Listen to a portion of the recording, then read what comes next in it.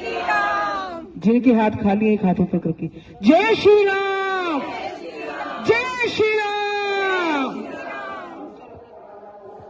ओम शांति, ओम शांति, ओम शांति।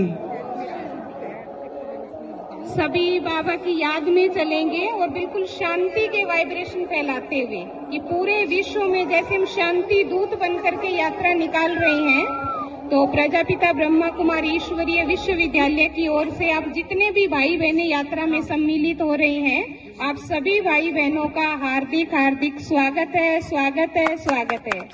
तो अभी सब परमपिता शिव परमात्मा की याद में श्री राम का नाम लेकर के और लाइन में चलेंगे और यही सोमान लेकर के कि पूरे विश्व के लिए हम शांति का संदेश देने के लिए निकल रहे हैं और शांति दूत बन करके। तो लाइन में चलेंगे, गाड़ी के पीछे भाई होंगे झंडा लेकर के, फिर कलश वाली माताएं, उनके पीछे जो और माताएं हैं वो होंगी।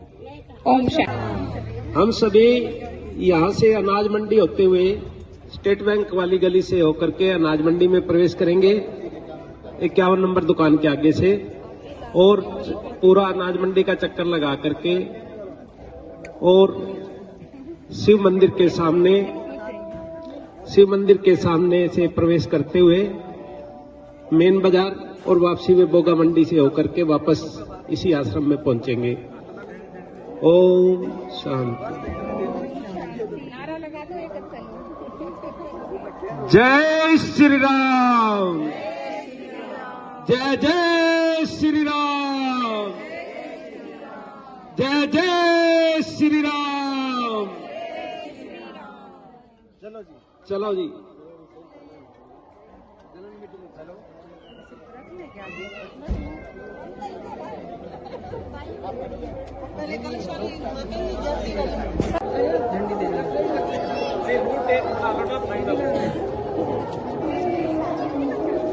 भाई जी के मौके चढ़ जानी है।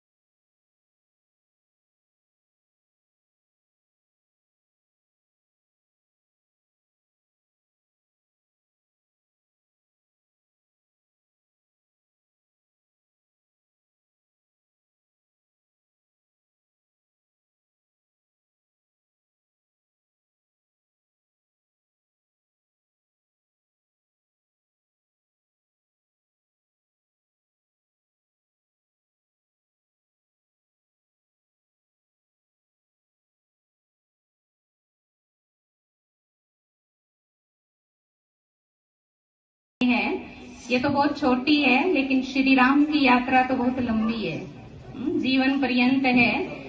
तो अपने भारत तो क्या, भारत विश्व गुरु है, कहेंगे कि संपूर्ण विश्व का ही भाग्य उदय हुआ है, जो अयोध्या में परसों अपने रामलला की प्राण प्रतिष्ठा का जो आयोजन किया जा रहा है। हम सभी भारतवासियों के लिए और संपूर्ण विश्व के लिए बहुत ही खुशी का उत्सव है। जैसे दिवाली मनाते हैं तो रियल दिवाली जैसे हम मनाएंगे, तो सभी भाई बहनों से अनुरोध है कि परसों 22 तारीख को सभी अपने घरों में दीपक जलाएं।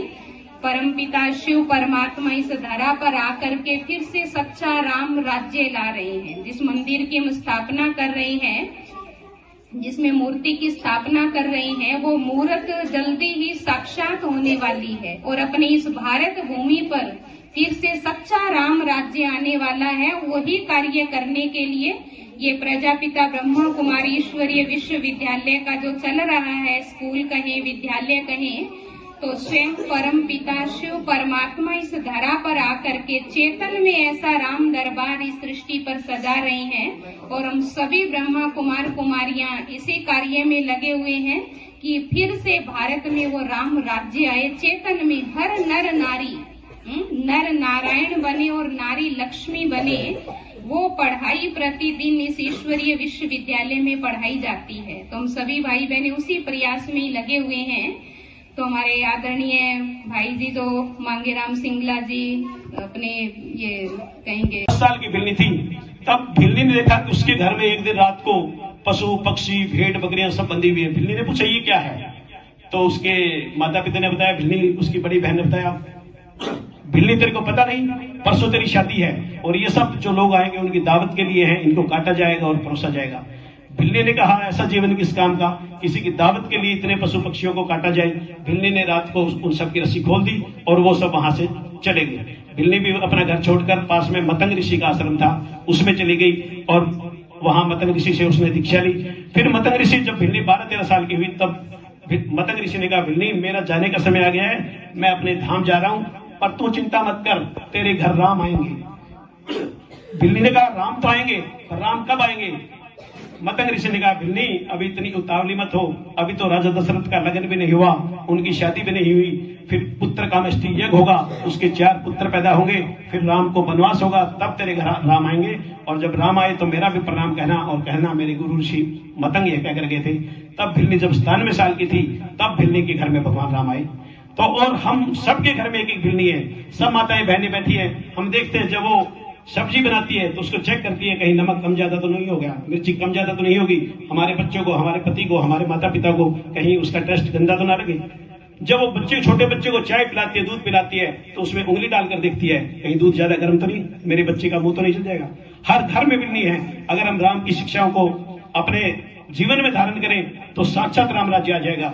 इसी तरह आजकल एकता कपूर के सीरियल देखते हैं, सास और बहू से बढ़ के कोई दुश्मन है ही नहीं। लेकिन जब राम सीता और लक्ष्मण, शायद भंजी ज्यादा टाइम तो नहीं लेना, 1-2 मिनट हो, तो जब वनवास जाने लगे राम और सीता ने कहा मैं भी जाऊंगी, तो कौशल्या माता ने कहा राम तेरे को तो वनवास का आदेश हुआ है, तू तो वनवास जा रहा है, लेकिन मेरी पुत्री सीता को अगर वन में बिल्कुल भी कष्ट हुआ तो तू 14 वर्ष के बाद भी वनवास से घर मत आना और मेरी पुत्री का ध्यान रखना, ये तेरी जिम्मेवारी है। सास और बहू का ऐसा रिश्ता था हमारा। लेकिन आजकल हम क्या देखते हैं, ठीक इसी तरह का एक प्रसंग और है। जब लक्ष्मण को शक्ति लगती है और लक्ष्मण वो संजीवनी बूटी लाने के लिए हनुमान जी जाते हैं और जब अयोध्या के ऊपर से वापस निकलते हैं तो हम सबको पता कि भरत उनको राक्षस समझकर तीर मारता है और हनुमान जी गिर पड़ते हैं। तब फिर जब पता लगता है भी हनुमान जी ऐसे ऐसे वहां पर अयोध्या में, वहां लंका में युद्ध चल रहा है और लक्ष्मण जी मूर्छित हुए हैं और संजीवनी बूटी की आवश्यकता है तो भगवान हनुमान जी लेकर जा रहे हैं, तब पता लगता है भी लक्ष्मण मूर्छित है। तो कौशल्या कहती है हे हनुमान जी, राम को कह देना लक्ष्मण के बिना अयोध्या में प्रवेश करने की आवश्यकता नहीं है। लेकिन तभी पास में सुमित्रा माता खड़ी होती है, वो कहती है हे हनुमान जी, राम को कह देना चिंता करने की कोई आवश्यकता नहीं है, मेरा एक पुत्र और है, मैं आपके लिए भेज दूंगी। ऐसी ऐसी माताएं रामायण में है जो हमारा चरित्र है। तभी हनुमान जी देखते हैं और देखते हैं कि जो उर्मिला है लक्ष्मण जी की पत्नी, वो बिल्कुल निश्चिंत खड़ी है, मुस्कुराई जा रही है। उसने हनुमान जी से रहा नहीं गया, पूछ लिया देवी आपकी प्रसन्नता और इतनी निश्चिंतता का कारण? तब उर्मिला ने कहा हे हनुमान जी, आप तो खाम कहां परेशान हो रहे हैं, आप चाहे यहाँ पर 6 महीने आराम करिए, 6 महीने आराम से जाइए, आप चिंता मत करिए, जब तक आप जाएंगे नहीं सूर्योदय ही नहीं हो सकता।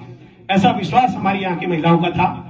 और उन्होंने भाई जी और भी कुछ यात्रा में चले थे लेकिन बहुत लंबा टाइम हो गया तो चले गए भाई साहब कृष्ण भाई जी, और भी जो भी माताएं बहनें सबने बहुत ही सहयोग दिया। आप सभी का बाबा की तरफ से, बहनों की तरफ से भी बहुत बहुत धन्यवाद है कि अपनी शुभ कामनाएं और अच्छे वाइब्रेशन फैलाते हुए पूरी मंडी के अंदर जैसे शांतिपूर्ण यात्रा हम सबने निकाली। और जहाँ जहाँ हम सब परमपिता परमात्मा के पवित्र आत्माओं के चरण पड़े हैं उन सभी स्थानों पर बहुत शांति के वाइब्रेशन फैले हैं। तो अभी मैं कहूंगी दीदी जी को सभी का थैंक्स करेंगे और भाई जी और भी थोड़ा थोड़ा 2-2 घंटा